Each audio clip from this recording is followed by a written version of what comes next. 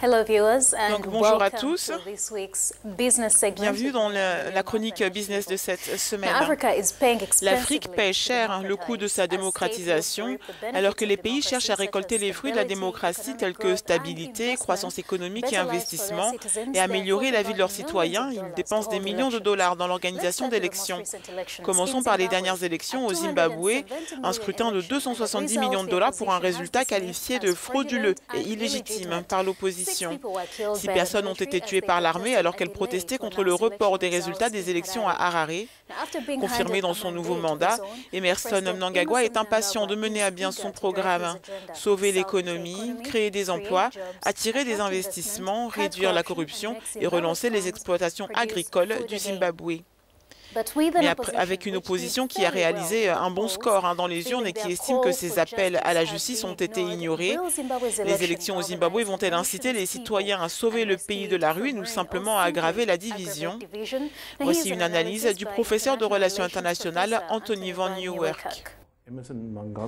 Emmerson Mnangagwa lui-même et le parti au pouvoir comprennent maintenant que le pays n'a pas d'économie et a besoin de la bonne volonté et du soutien de ses voisins et de la communauté internationale pour se rétablir.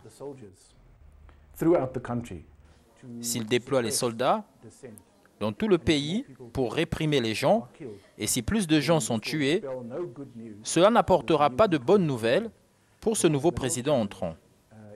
Le vrai défi, à mon avis, n'est pas la forme de représentation politique, mais la reprise de l'économie du pays, parce que ces gens n'ont pas d'emploi. Ces gens ont faim et il n'y a pas de nourriture pour les gens sur la table. C'est là le vrai défi et à mon avis, cela ne peut être surmonté que si le vainqueur des élections et le perdant le plus proche des élections s'unissent et forment une sorte de coalition.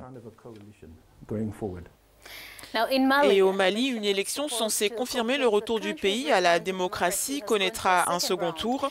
Le président sortant, Ibrahim Boubacar Keïta, a pris le contrôle d'un pays qui se relevait d'une insurrection islamiste et d'une instabilité politique. Au cours de son règne, le Mali a connu une croissance moyenne de 5%, supérieure à celle de nombreuses économies régionales. Le président Keïta espère poursuivre sa politique économique s'il remporte une nouvelle course à la fin du mois d'août. Le chef de l'opposition, Soumaïla Cissé, a promis d'accélérer les programmes de réduction de la pauvreté et de lutter contre la corruption s'il était élu. La pauvreté, le chômage, l'accès aux services sociaux et la sécurité sont des problèmes soulevés lors de ces élections. Le pays est impatient de développer son industrie minière et de vastes projets d'infrastructure et compte sur le succès de ces élections pour le faire. La démocratie apportera-t-elle des avantages économiques au Mali? Écoutez les recommandations de l'analyste en recherche économique et sociale, Khalid Baba.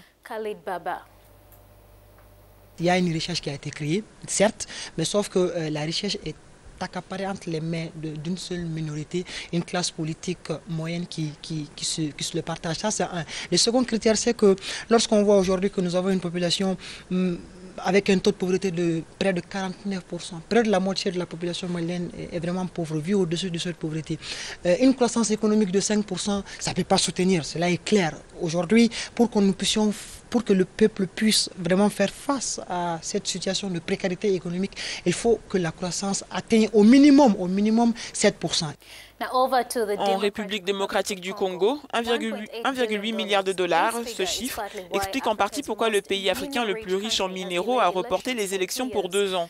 Le gouvernement a déclaré qu'il ne pouvait pas se permettre une élection de ce montant en novembre 2017, raison pour laquelle elles ont été reportées à décembre 2018. Il faut aussi rappeler que le président sortant, Joseph Kabila, a rejeté le financement international pour les élections, malgré les rapports affirmant que le pays est ouvert à l'aide sans aucune condition.